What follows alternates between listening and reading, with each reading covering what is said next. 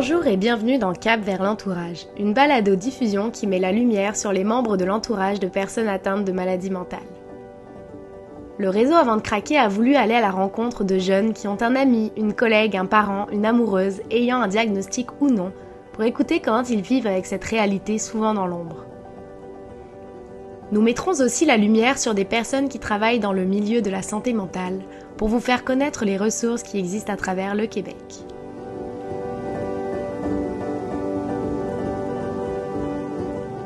Aujourd'hui, nous accueillons Camille. Camille a 22 ans. Sa passion, le sport, l'a amenée à étudier la physiothérapie à l'université.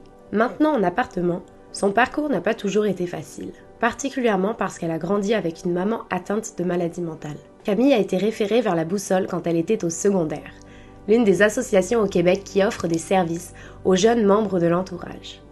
Il existe des services similaires dans les autres régions. Que tu habites en Outaouais, à Rimouski, dans la Beauce ou ailleurs au Québec, tu peux recevoir le même type de soutien que Camille a reçu de la Boussole. Son témoignage démontre à quel point ce soutien a changé le cours de sa vie. Ça a grandement contribué à maintenir une bonne relation entre elle et sa maman. Elle a développé plein d'outils pour affronter la vie et sa capacité de résilience ressort vraiment dans son témoignage. Si tu te reconnais dans l'histoire de Camille, il ne faut pas hésiter à aller demander de l'aide. Bonne écoute!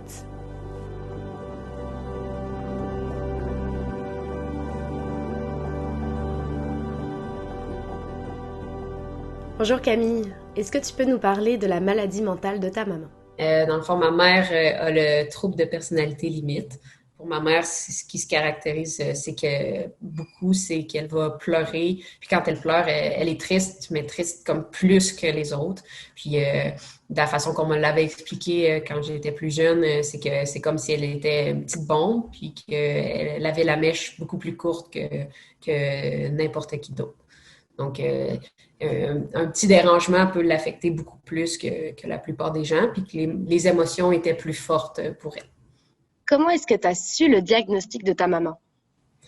Écoute, quand j'ai su le diagnostic de ma mère, je devais avoir environ 7-8 ans. Ma mère pleurait beaucoup. C'est ça particulièrement là, qui se voyait de sa maladie mentale. Puis, donc, ils nous ont amenés à la Boussole pour qu'un intervenant nous explique un petit peu c'est quoi que ma mère vivait un peu, puis pour qu'on comprenne un peu mieux là, comment agir avec elle.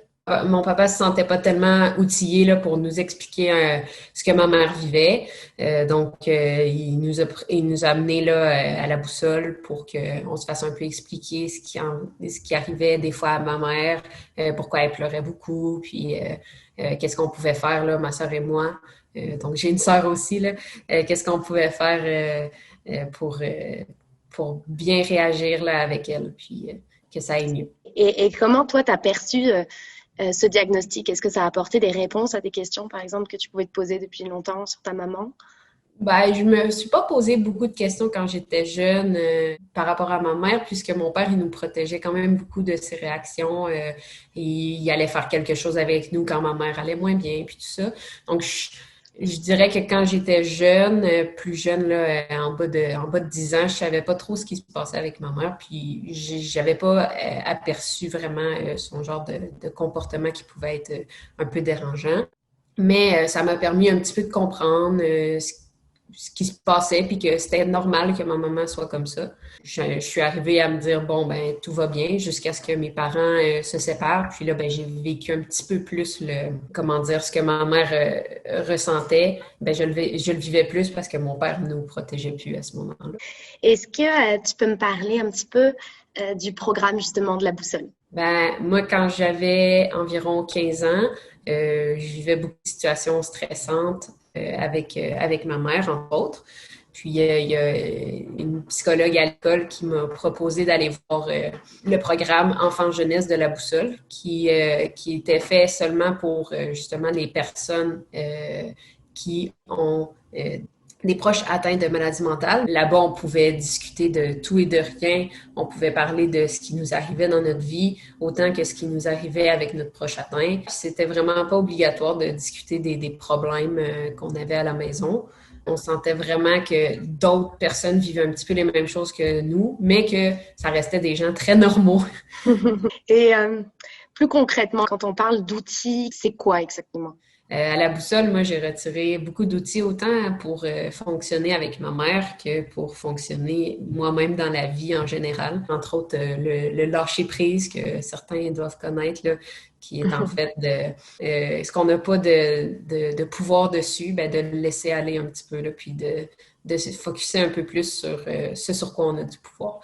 Entre autres, quand ma mère allait moins bien, ben c'est une des choses qu'il fallait que je me dise, que c'était pas de ma faute, puis que c'était pas à moi de gérer la situation, que c'était vraiment les choses de ma mère, puis que je devais la laisser faire ses affaires à elle pendant que moi, je m'occupais des miennes.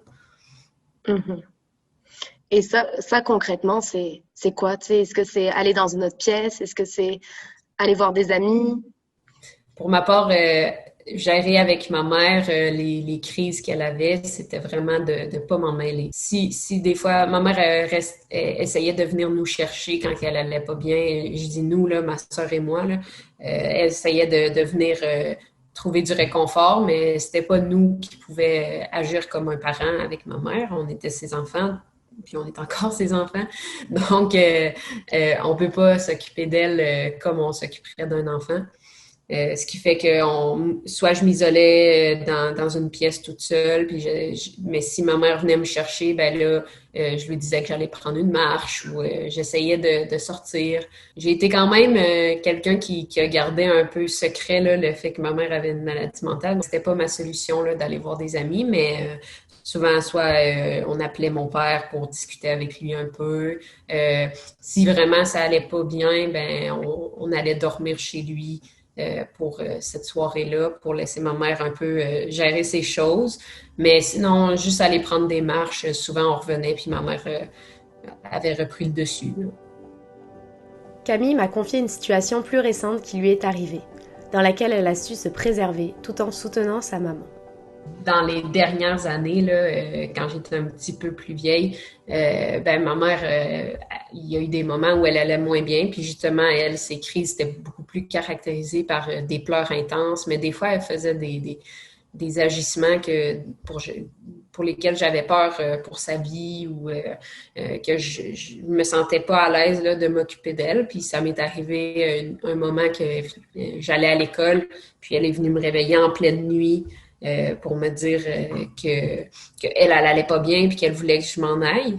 Surprenamment, cette fois-là, elle voulait pas venir avoir du réconfort, elle voulait juste que je m'en aille, sauf que ça m'a inquiétée. Ce qui a fait que je suis tout de même partie, mais j'ai réussi à appeler une ligne d'écoute qui pouvait s'occuper d'elle. Puis j'ai eu, tu sais, j'ai eu je crois, les bons réflexes pour m'occuper de ma mère à ce moment-là, sans pour autant prendre le lead sur ses besoins. Là. Je sais que c'est elle qui sait plus qu'elle a besoin. Donc, je suis juste allée lui donner un petit coup de main. Euh, je reste son enfant, donc c'est pas à moi de l'écouter. Je voulais pas non plus qu'elle me parle de ses besoins, là, de ses problèmes. Je pensais pas être la personne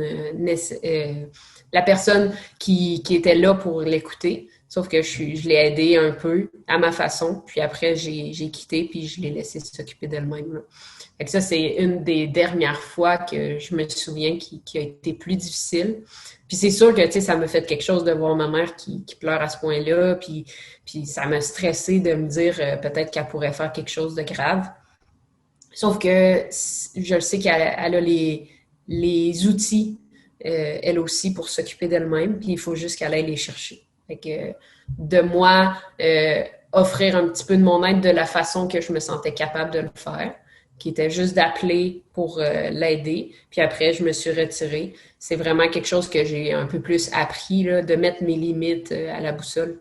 Mettre mes limites à savoir quand est-ce que je peux l'aider, quand est-ce que je me sens trop sollicitée, puis me retirer. Sinon, ma mère va actuellement très bien. Là. On passe des très beaux moments avec elle, ma soeur et moi.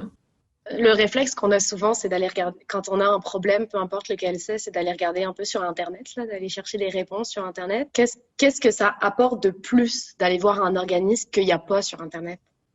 Personnellement, aller voir Internet, là, ça n'a pas été une solution que j'ai pensé aidante. Parce qu'en général, tu sais, si tu vas sur Internet puis que tu dis que tu as mal à la tête, ben ils vont te dire que tu as un cancer.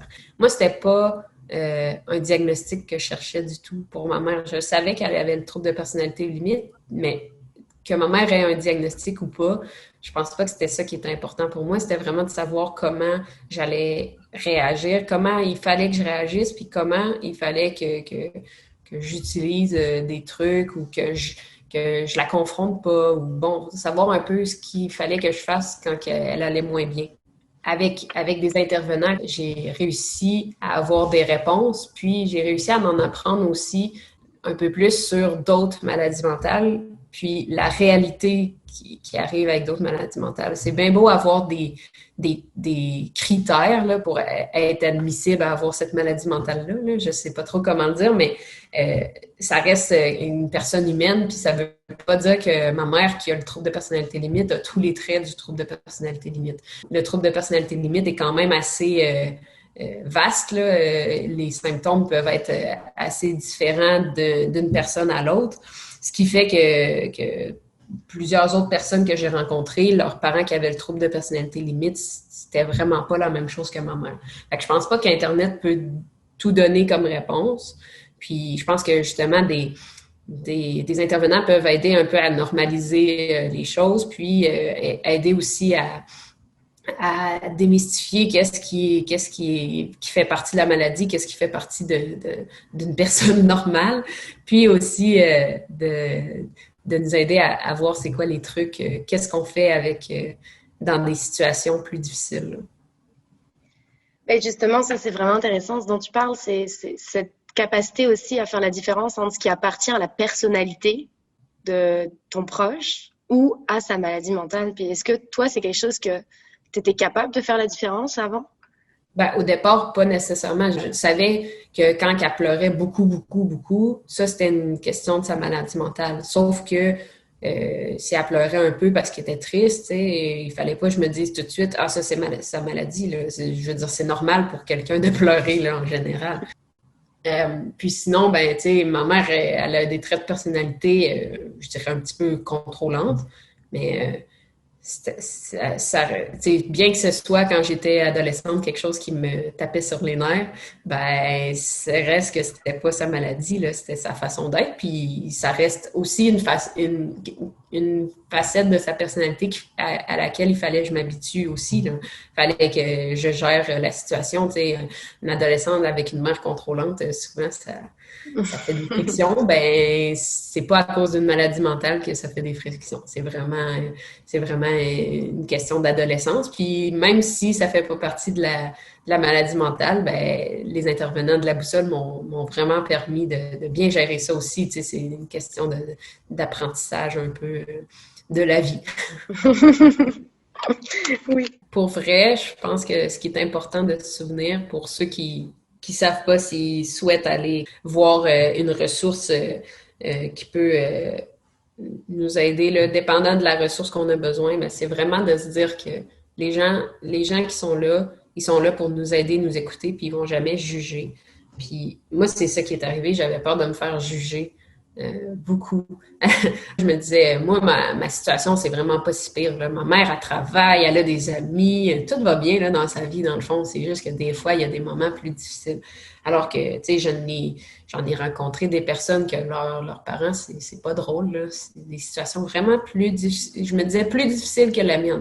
Mais au final, il n'y en a pas des situations plus difficiles que d'autres. C'est comment on la vit, puis pour nous, ça peut être une montagne, puis les montagnes à traverser, ben, ils sont aussi durs pour l'un que pour l'autre. Puis les intervenants, ben, sont là pour nous aider. Peu importe ce qu'on vit. Puis je pense que c'est de tout honneur de se dire je suis allé chercher de l'aide. Il faut vraiment le voir comme quelque chose qui va nous faire grandir. Moi, c'est quelque chose que même si j'ai pas de besoin actuellement, même si je vis pas de situation difficile, ben j'aimais ça aller là-bas parce que c'était juste un moment de répit où on pouvait jaser de notre semaine, puis où on pouvait jaser de comment ça allait dans notre vie, sans pour autant discuter nécessairement de notre proche atteint. Puis si jamais on avait des situations un peu plus difficiles, ben c'était toujours bienvenu d'en discuter. Mais ça pouvait être autant... on commence une vie d'adulte, là, des fois, il y a des obstacles qui s'imposent très différents de ceux de l'adolescence. Puis ça fait du bien d'en parler aussi, parler des projets qui nous arrivent, puis tout ça. La Boussole, comme d'autres associations au Québec, offre des périodes de répit durant lesquelles les jeunes peuvent par exemple faire des activités, ou bien réfléchir à où ils en sont rendus dans la vie, ou encore faire une rétrospective sur leur relation avec leurs proches et les points à améliorer. Camille a souhaité partager une anecdote qui s'est passée durant la fin d'un été, qui lui a fait beaucoup de bien. Je me souviens d'un camping où on a tous pleuré, là, c'est sûr, là, c'était immanquable. On avait fait un atelier dans lequel il fallait écrire une lettre à notre proche pour lui dire comment on se sentait, avec, puis lui rappeler qu'on l'aimait, entre autres. C'est ce que moi, du moins, j'ai fait en écrivant ma lettre. C'est sûr que j'expliquais à ma mère que c'était moi l'enfant, puis que c'était à moi de vivre mon enfance encore. J'étais adolescente à ce moment-là. Puis, par la suite, de lui rappeler que même si il y a des moments difficiles, je l'aime pareil, puis ça reste ma mère, puis je l'apprécie énormément. Puis après, on s'est fait proposer, si on voulait, là, par la suite, après le camping, de lire cette lettre-là à notre proche atteint. Ce que j'ai fait, ça m'a pris un petit moment, là, mais décidé à le faire, mais je l'ai fait. Puis je pense que ma mère a été de bonne écoute puis reconnaissante des mots que j'ai pu lui dire. Ouais. J'ai alors demandé à Camille ce qu'elle dirait à quelqu'un n'ayant pas encore osé faire le saut de contacter une ressource d'aide. Ce qu'il faut comprendre là-dedans, c'est que c'est pas nous qui avons un problème nécessairement. Nous, on veut de l'aide. Puis, il n'y a pas de gêne à aller chercher de l'aide. C'est sûr que c'est gênant au début. Moi, je pense que si j'avais pu couler en dessous de la table, je l'aurais fait. Là. Quand je suis arrivée là-bas, j'étais gênée comme ça se peut pas. Sauf que l'aide que tu peux apporter, que tu peux apporter aux autres, mais qui peut être apportée quand tu vas voir là-bas, c'est plus que de l'or, là. Tu vas grandir, puis tu vas apprendre beaucoup. Puis, tu sais, le moindre petit truc que tu peux développer en ayant été là-bas, ça te montre que c'est nécessaire, puis que c'est pas en vain qu'on va chercher de l'aide comme ça. C'est sûr que ça demande un gros effort, là, un effort de se dire, oui, j'ai besoin d'aide. Mais c'est tellement gratifiant après, puis aidant d'avoir été chercher de l'aide. Pour ma part, c'est une expérience plus que positive que j'ai été chercher. Nous, on dit souvent, quand il y a quelque chose qui va pas bien, ma mère dit la vie facile, puis là, ma sœur et moi, ou juste moi, on dit c'est pour les imbéciles. C'est un peu stupide comme dicton, mais la vie facile, c'est pour les imbéciles. Ça me fait comprendre que des fois, il y a des moments difficiles, mais que si on est capable de passer au travers, c'est parce qu'on est intelligent et qu'on est capable de s'en sortir. J'adore.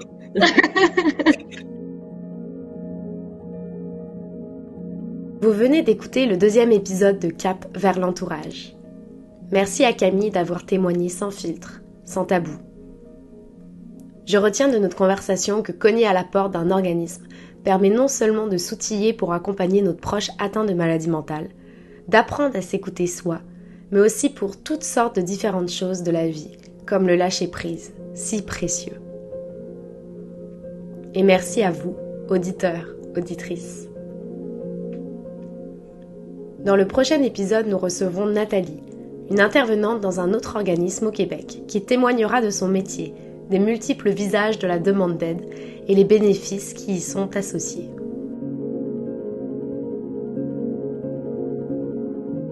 Suivez le réseau avant de craquer sur Facebook et sur notre page Instagram, Aider sans filtre. N'hésitez pas à aller visiter nos 2 sites web, aidersansfiltre.com et réseauavantdecraquer.com. Vous y trouverez sans doute des réponses à vos questions. Surtout, Parlez-en autour de vous. Envoyez-nous vos commentaires. Ensemble, mettons la lumière sur les membres de l'entourage et brisons les préjugés entourant les maladies mentales. Et bien sûr, on vous retrouve pour notre prochain épisode.